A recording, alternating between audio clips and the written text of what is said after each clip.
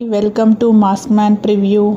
Last ఎపిసోడ్లో మనం సావిత్రి గారి తొలి ప్రదర్శన స్టార్ట్ అయింది అని తెలుసుకుందాం. ఈరోజు అక్కడి నుంచే స్టార్ట్ చేద్దాం. 1946 సంవత్సరం తెనాలిలోని రామోదయం గ్రంథాలయంలో ఆ రోజు వాతావరణం వేరు. చిన్నారి సావిత్రి తన మొట్టమొదటి నృత్య ప్రదర్శన ఇవ్వబోతుంది. తల్లి, వెంకట్రామయ్య గారు, రాజ్యం పిన్ని, ఇంకా ఇరుగు పొరుగు వారంతా ఆ సన్నివేశాన్ని తమ కళ్ళలో నింపుకోవడానికి వచ్చారు. తెరపై ఆ చిన్నారి అడుగులు పడగానే అందరి దృష్టి ఆమె మీదే కేంద్రీకృతమైంది. ఆమె చేసిన ప్రతి అడుగు, ప్రతి భావం అక్కడి వారిని మంత్రముగ్ధుల్ని చేసింది. ప్రదర్శన ముగిసేసరికి ఎంతో బాగా చేసింది సావిత్రి అంటూ అందరూ మెచ్చుకున్నారు. ప్రతి ఒక్కరి పొగడ్తలతో సావిత్రి తల్లి సుభద్రమ్మ గుండె నిండు సముద్రంలా పొంగిపోయింది. ఆ సమయంలో తన పెనిమిటి కూడా ఉంటే ఎంత బాగుండేదా అని ఒక్క క్షణం ఆవేదన చెందింది. కానీ ఆమె కూతురి భవిష్యత్తు కోసం ఆమెలో ఒక దృఢ సంకల్పం మరింత బలపడింది. ఈ ఒక్క ప్రదర్శనతోనే సావిత్రి ప్రతిభ తెనాలి పరిసర ప్రాంతాల్లో నలుగురి నోళ్లలో నానడం మొదలైంది. అప్పటి నుంచి సంక్రాంతి, శివరాత్రి, శ్రీరామనవమి, నవరాత్రులు ఇలా ఏ కార్యక్రమం జరిగినా సావిత్రి ప్రదర్శన తప్పనిసరి అయిపోయింది. ఆమె నాట్య ప్రతిభకు నాంది పలికింది. సావిత్రి ప్రతిభకు మెరుగులు దిద్దే సమయం ఆసన్నమైంది. ఆమె జీవిత గమనాన్ని పూర్తిగా మార్చేసే సంస్థ, ఆమె కళకు ఒక వెలుగునిచ్చే సంస్థ, అదే అరుణోదయ నాట్య మండలి ఆమె జీవితంలోకి ప్రవేశించింది. దక్షిణ భారత సినిమాకే ఒక దిశానిర్దేశం చేసిన ఆ నాట్య మండలి వారు ఒకరోజు సావిత్రి సాధన చేస్తుండగా అక్కడికి వచ్చారు.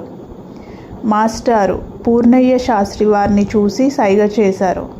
వచ్చిన పెద్ద మనుషులు కూర్చొని అమ్మాయిల నాట్యాన్ని తన్మయత్వంతో తిలకించారు. ఒక అంకం పూర్తయిన తర్వాత మాస్టర్ అమ్మాయిలను ఉద్దేశించి, అమ్మాయిలారా, మీరు చేస్తున్నది కేవలం ప్రకృతి నుంచి వచ్చిన కళ. ఈరోజు మన దగ్గరికి విశిష్టమైన అతిథులు వచ్చారు. వీరందరూ అరుణోదయ నాట్య మండలికి చెందినవారు. మన తెలుగుదేశం అంతా తిరిగి నాట్య ప్రదర్శనలు ఇస్తూ మంచి ప్రతిభ ఉన్న వారిని ఎంపిక చేసి వారి చేత ప్రదర్శనలు ఇప్పించి తగిన పారితోషికం అందజేస్తారు అని వివరించారు. ఇది వినగానే లీలా అనే అమ్మాయి ఉత్సాహంగా, అయితే మేము ఇప్పుడే మా ప్రదర్శన చేసి చూపించాలా అంది. దానికి మాస్టర్, అవసరం లేదమ్మా, ఇప్పుడే మీరు సాధన చేస్తుండగా వీరు చూశారు అన్నారు. అప్పుడు అమ్మాయిలంతా, మాస్టారు ముందు చెప్పి ఉంటే బాగుండేది కదా అంటూ అల్లరి చేశారు. మాస్టర్ కూడా తన తప్పును గ్రహించి, సరే అమ్మాయిలారా, ఈసారి ముందే చెప్పలేకపోయాను, ఇక మీరు మరోసారి మీ ప్రతిభను చూపించండి అంటూ తాళం వేయడం మొదలుపెట్టారు. తాళం వేస్తుండగానే వచ్చిన పెద్ద మనుషుల్లో ఒకరు మాస్టారితో, మాస్టారు, ఈ అమ్మాయిని పక్కన పెట్టి మిగతా వాళ్ళ చేత చేయించండి అంటూ సావిత్రిని చూపించారు. ఆ మాటలకు అక్కడున్న అందరూ ఆశ్చర్యపోయారు. అమ్మాయిల ముఖాలు వాడిపోయాయి. అప్పుడు పూర్ణయ్య శాస్త్రి, అమ్మాయిలారా, మీరు ఇంకొకరిని ఎంపిక చేసుకోబోతున్నారు. సావిత్రి బాగా చేస్తుందని నాకు ముందే తెలుసు. మీ అందరిలోనూ సావిత్రి ఒక మెట్టు ముందుంది అని చెప్పారు. ఆ తర్వాత వాళ్ళందరినీ గమనించి చివరకు లీలను కూడా ఎంపిక చేసుకున్నారు. ఈ విషయం ఇంట్లో చెప్పగానే సావిత్రిని వాళ్ళు పిలిపించుకున్నారు. మరునాడు సావిత్రి వెంకట్రామయ్య చౌదరి గారిని వెంటబెట్టుకొని పూర్ణయ్య శాస్త్రి దగ్గరకు వచ్చింది. వెంకట్రామయ్య గారు, ఏంటి మాస్టారు, మా అమ్మాయిని వాళ్ళు ఎంపిక చేసుకున్నారట కదా అని అడిగారు. దానికి మాస్టర్, అవునండి, మీరు ఒకసారి వాళ్ళని కలవాలి అన్నారు. అందుకు వెంకట్రామయ్య గారు, ఒకసారి ఏంటి, ఈరోజు మూడోసారి వాళ్ళని కలవడానికి ప్రయత్నిస్తున్నా అన్నారు. అన్నిసార్లు ఎందుకు, ఒకసారి కలిస్తే సరిపోతుంది కదా అని మాస్టర్ అడిగారు. దానికి వెంకట్రామయ్య గారు, వాళ్ళని కలిస్తే సరిపోతుందా, దాని చేత ప్రదర్శనలు చేయించి పంపించేస్తారు, అంతేకాని పారితోషికం విషయంలో మాట్లాడాలి కదా, వాళ్ళ దగ్గర ఎంత డబ్బు అడగాలి అని అడిగేశారు. అయితే ఆయన మొహం మార్చేశారు, పంపించనని చెప్పేశారు. దానికి మాస్టారు, అయ్యో కొంప ముంచుకున్నారు, వాళ్ళు ఎంతో కొంత ఖచ్చితంగా ఇస్తారు, మనం అడగడం తప్పు కదా, సావిత్రిని పంపిస్తే కదా మీకైనా నాకైనా ఏదైనా దక్కేది, ఇప్పుడు ఎలా అని బాధపడ్డారు. వెంకట్రామయ్య గారు మాస్టర్ని ప్రశ్నించారు. అయితే ఇప్పుడు నీకేమైనా వాటా దక్కుతుందా అని. దానికి మాస్టర్, నాకు వాటా అంటూ ఏముండదు.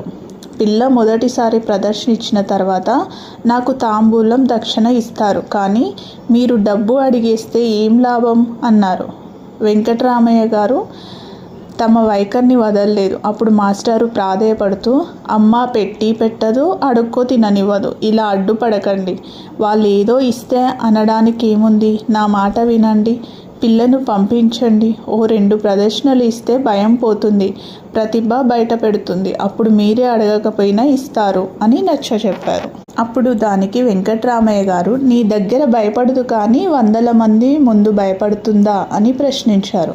మాస్టర్ గట్టిగా చెప్పారు, నేను గురువును, నాకు తెలుసు ఆమె భయపడదని, పైగా ఈమె భవిష్యత్తు ఇది, మీరు దీన్ని పాడు చేయొద్దు. చివరకు వెంకట్రామయ్య గారు ఆలోచించి, సరే మీరు చెప్పినట్టే ఇప్పుడు ఈమెను పంపించి 2-3 ప్రదర్శనలు ఇచ్చాక చూద్దాం అన్నారు. అలా వెంకట్రామయ్య గారు ఒప్పుకున్నారు. అప్పుడు మాస్టర్ సంతోషంగా, అమ్మయ్య, అరుణోదయ నాట్య మండలికి మంచి నాట్యగత్తె దొరికింది సావిత్రి, నీకు ఇదో మంచి అవకాశం అమ్మా అంటూ సావిత్రిని దీవించారు. అరుణోదయ నాట్య మండలి సావిత్రి జీవితాన్ని పూర్తిగా మార్చేసింది. అది ఆమెకు కేవలం నాట్యం నేర్పడమే కాదు, తనలోని కళాకారునికి ఓ గుర్తింపు తీసుకొచ్చింది. ఆమె ఎవరో, ఆమె స్థానం ఏమిటో తెలియజెప్పింది. ఈ సంస్థతో వచ్చిన ఖ్యాతి సావిత్రిని అజ్ఞాతం నుండి ప్రజ్ఞ వైపు నడిపించింది. త్వరలోనే ఆమె ఆ నాట్య మండలిలో ప్రధాన నాట్యగత్తెగా ఎదిగింది.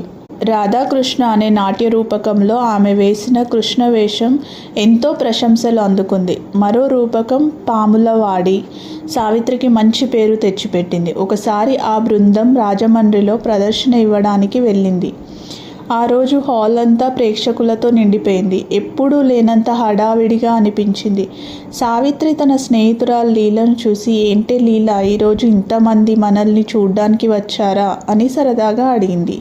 దానికి లీల, నన్నెందుకు లాగుతావు, నీకోసమే కదా అంతా, నువ్వు మంచి స్థాయికి వచ్చావు అంది. ఇద్దరూ మాట్లాడుకుంటగా ఒక ముసలాయనను కుర్చీలో తీసుకువచ్చి ముందు వరుసలో కూర్చోబెట్టారు. ఈయన కూడా నన్ను చూడ్డానికే వచ్చాడా అని అనుకుంటూ సావిత్రి రంగస్థలం మీదికి వెళ్ళింది. ఎప్పుడైతే ఆమె వేదిక మీద అడుగు పెట్టిందో ఆ రోజు వాతావరణం వేరుగా అనిపించింది.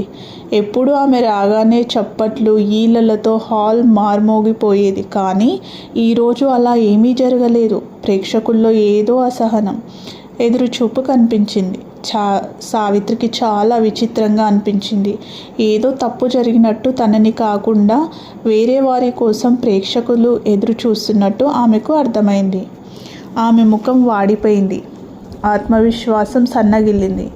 ఆమెకు తల ఎత్తుకోవడానికే సిగ్గుగా అనిపించింది. ఇంతలో నివేదకుడు, ఇప్పుడు మీరంతా ఎదురు చూస్తున్న క్షణం ఆసన్నమైంది.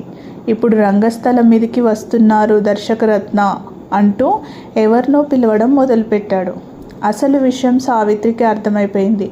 ప్రేక్షకులంతా ఆ రోజు ఆమెను కాదు, ఆ ప్రదర్శనకు వచ్చిన ఒక ప్రముఖ దర్శకుడిని చూడడానికి వచ్చారని. ఆమె కళ్ళలో నీరు తిరిగింది, గుండె బరువెక్కింది. ఆ రోజు రాజమండ్రి ప్రదర్శన సావిత్రికి ఒక గొప్ప పాఠం నేర్పింది. తనని పక్కన పెట్టి జనం ఎవరి కోసం ఎదురు చూస్తున్నారో ఆ ముసలాయనను మళ్ళీ ఆమె చూసింది. ఆయన రాగానే జనం ఆయన చుట్టూ గుమిగూడి నమస్కారాలు చేశారు. ఆయన దగ్గరికి వెళ్ళలేక దూరం నుంచి ఒకసారి చూడాలని తపించారు. సావిత్రి ఆశ్చర్యపోయింది. ఆయన ఎవరో ఆమెకు అర్థం కాలేదు. ప్రదర్శన ముగిశాక ఆయనకు సన్మానం చేశారు. అప్పుడు ఆయన మాట్లాడుతూ, మీరంతా ఎంతో భక్తితో నాకు నమస్కరిస్తున్నారు, కానీ మీరు నాకు కాదు, ఈ కళకు నమస్కరించండి. ఈ కళను ప్రవేశపెట్టిన ఆ భగవంతుడికి నేను కేవలం నిమిత్త మాత్రుడిని అన్నారు. ఆ మాటలు సావిత్రి హృదయంలో గట్టిగా నాటుకున్నాయి. ఆ తర్వాత ఆయన పద్యాలు పాడడం మొదలుపెట్టారు. ఆయన ఆ వయసులో కూడా ఆ పద్యాలు ఎంతో గాఢంగా స్పష్టంగా ఉన్నాయి. ఆయన కాళ్ళు కదపకపోయినా చేతులు ముద్రలతో అద్భుతమైన అభినయం చేశారు. ఆయన పాటకు తాను వేసే నృత్యం ఎంత తక్కువని సావిత్రికి అర్థమైంది. ఆయన స్వరంలోనే అన్ని వాద్యాలు మిళితమై ఉన్నాయి. ఆ క్షణంలో సావిత్రికి తెలిసింది, తాను ఇప్పటి వరకు నేర్చుకున్నది ఎంతో తక్కువని, నేర్చుకోవాల్సింది ఇంకా అనంతమని. ఆ సంఘటన సావిత్రి మీద బలమైన ముద్ర వేసింది. అప్పటి నుంచి ఎవరైనా తనని పొగిడితే ముసలాయన గుర్తుకు వచ్చి ఆమె గర్వం అదుపులోకి వచ్చేది. ఆ తర్వాత ఆమెకు తెలిసింది ఆయన తన గర్వం దించిన వ్యక్తి నాటక రంగంలో ప్రజ్ఞానుడైన శ్రీ మంజులూరి కృష్ణారావు అని. ఎంతటి గొప్ప కళాకారుడో తన గర్వం అణిచేందుకు వచ్చాడని సావిత్రి ఆశ్చర్యపోయింది. కానీ తర్వాత ఆమెకు వచ్చిన డబ్బు, కీర్తి, నటనపై పట్టు వల్ల మళ్ళీ ఒక అహంకారం వచ్చి చేరింది. సావిత్రి గర్వం కొన్ని సందర్భాల్లో మళ్ళీ తలెత్తేది. కానీ ఆమె అణగారిన మనిషి మాత్రం కాదు. ఎందుకంటే ఆమె నాటక రంగంలో ఎంతో గొప్ప నటీనటులను చూసింది. సీనియర్ నటులు కొందరు ఆమెకు పోటీగా నిలిచేవారు. సావిత్రి సినిమా రంగ ప్రవేశం ఎలా జరిగిందో తెలుసుకోవాలంటే ముందు నాటక రంగంలో ఆమె పయనం తెలుసుకోవాలి. వర్షాకాలం తప్ప మిగిలిన సమయమంతా సావిత్రి నాటక సంఘంతో కలిసి తెలుగుదేశమంతా తిరుగుతూ ప్రదర్శనలు ఇచ్చేది. ఈ సంఘం ప్రముఖ పట్టణాలన్నిటిలో ప్రదర్శనలు ఇచ్చేది. ప్రతి ప్రదర్శనకు ఆయా ఊళ్ళో పెద్ద మనుషులు పట్టుబట్టి తీసుకెళ్లేవారు. వెంకట్రామయ్య గారు సావిత్రితో పాటు ఊరికి బయలుదేరేవారు. ఒకసారి విజయనగరంలో ప్రదర్శన సందర్భంగా ముందు వరుసలో సావిత్రికి ఒక ఆయన కనిపించారు. అది తన పెదనాన్న అని, డబ్బు కోసం వచ్చాడని ఆమె స్నేహితురాలు లీల అనుకుంది. కానీ సావిత్రి మాత్రం తనను చూడ్డానికే వచ్చాడని అనుకుంది. సావిత్రికి డబ్బు గురించి అంతగా పట్టించుకోవడమే తెలియదు. తనకు ఎంత ఇస్తున్నారో, వాళ్ళ అమ్మకి ఎంత ఇస్తున్నారో లేదో కూడా తెలిసేది కాదు. కానీ ఊళ్ళు తిరగడం, ప్రదర్శనలు ఇవ్వడం అంటే సావిత్రికి ఎంతో ఇష్టం. స్నేహితురాలు లీల ఎప్పుడూ తోడుండేది. ప్రతి ప్రదర్శన వెనకాలే సంబరం, విందు భోజనాలు ఉండేవి. ఒకరోజు ఒక యువకుడు అరుణోదయ నాట్య మండలికి వచ్చి ఒక నాటకానికి తగిన అమ్మాయిలు కావాలని అడిగాడు. అతను జగ్గయ్య అనే నాటకకర్త. సంత కనకయ్య గారు జగ్గయ్యను పరిచయం చేస్తూ ఆయన మంచి కళాకారుడు, కళాభిమాని అని కూడా చెప్పారు. జగ్గయ్య సావిత్రిని చూసి, అమ్మాయి ఎంత మాత్రం సరిపోతుందో ఒక అంకం చేసి చూపించు అన్నారు. సావిత్రి ఒక నృత్యం చేసి చూపించింది. అది చూసి జగ్గయ్య చాలా సంతోషించారు. సావిత్రి గడుసుతనాన్ని మెచ్చుకుంటూ, నీ నటన కంటే నీ గడుసుతనమే నచ్చింది నాకు అన్నారు. సావిత్రి మరో అమ్మాయి కావాలంటే తన స్నేహితురాలు లీల పేరు సూచించింది. జగ్గయ్య కూడా ఒప్పుకున్నారు. ఇక కాంట్రాక్ట్, డబ్బు విషయాలు మాట్లాడే సమయం వచ్చింది. కానీ కనకయ్య గారు ఆ విషయాలు మాట్లాడడానికి సందేహించారు. వెంకట్రామయ్య చౌదరి గారు డబ్బు కోసం ఇబ్బంది పెట్టడం, అమ్మాయిని తీసుకెళ్ళిపోతానని బెదిరించడం వంటి సమస్యలు తనకు ఎదురవుతున్నాయని కనకయ్య గారు బాధపడ్డారు. దానికి జగ్గయ్య వెంటనే స్పందించి ఆ విషయాలు తానే మాట్లాడుకుంటానని చెప్పి సావిత్రిని తన నాటక సంఘంలోకి తీసుకోవడానికి ఒప్పుకున్నారు. జగ్గయ్య నాటక సంఘంలో చేరి సావిత్రి ఎన్నో నాటకాలు వేసింది. 1948లో కాకినాడలో జరిగిన అఖిల భారత నాటక పోటీలు మరియు ఉత్సవాలకు సావిత్రి కూడా వెళ్ళింది. అక్కడ సావిత్రి పాములవాడ నృత్యం మరియు బాలరాజు సినిమాల్లోని తీయని వెన్నెల రేయి పాటకు అభినయించి ప్రదర్శన ఇచ్చింది. ఈ రెండు ప్రదర్శనలు ప్రేక్షకులను ఎంతగానో ఆకట్టుకున్నాయి. ప్రేక్షకుల కోరిక మేరకు సావిత్రి మరోసారి ఆ నృత్యాలు చేసి చూపించింది.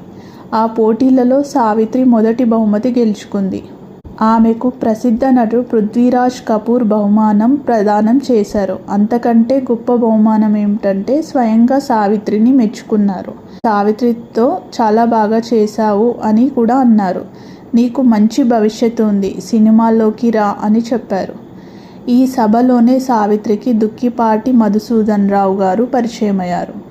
ఆ తర్వాత సావిత్రి ఎన్టీ రామారావు నడిపే నేషనల్ ఆర్ట్స్ థియేటర్ సంస్థలో, దుక్కిపాటి మధుసూదన్ రావు సంస్థలో కూడా నాటకాలు వేశారు.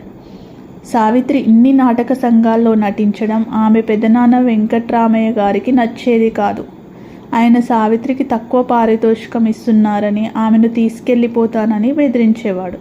కానీ అప్పటికే సినిమాల ప్రభావం పెరిగి నాటకాల పట్ల ఆదరణ తగ్గుతుంది. నాటక రంగం క్రమంగా కుచించుకుపోతుందనే భయం అందరిలోనూ మొదలైంది. ఇక నాటకాలు ఎవరు చూస్తారు, మనము సినిమాల వైపు వెళ్ళాలి అనే ఆలోచనలు వచ్చాయి.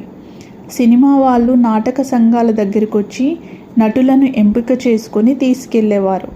అందరి మనసులో ఒకటే ఆలోచన, నాటక రంగం మూతపడేలోగా తాము సినిమాలోకి వెళ్ళిపోవాలి అని. ఈరోజు సావిత్రి గారి నాట్య రంగంలో ఎలా అరంగేట్రం చేశారు, ఎలా నటన వైపు మొగ్గు చూపారు అనేది తెలుస్తుంది. నెక్స్ట్ ఎపిసోడ్లో నటనలో తను మొదటగా చేసిన సినిమాస్ ఎలా వెళ్ళారు అనే దాని గురించి డిస్కస్ చేద్దాం. ప్లీజ్ మిస్ చేయకండి. నెక్స్ట్ ఎపిసోడ్ కూడా కంటిన్యూస్గా వింటారని ఆశిస్తున్నాను. Thank you. Please subscribe my channel. మీరు కొత్త వారైతే ఇది సబ్స్క్రైబ్ చేసుకోండి, షేర్ చేయండి. Thank you so much.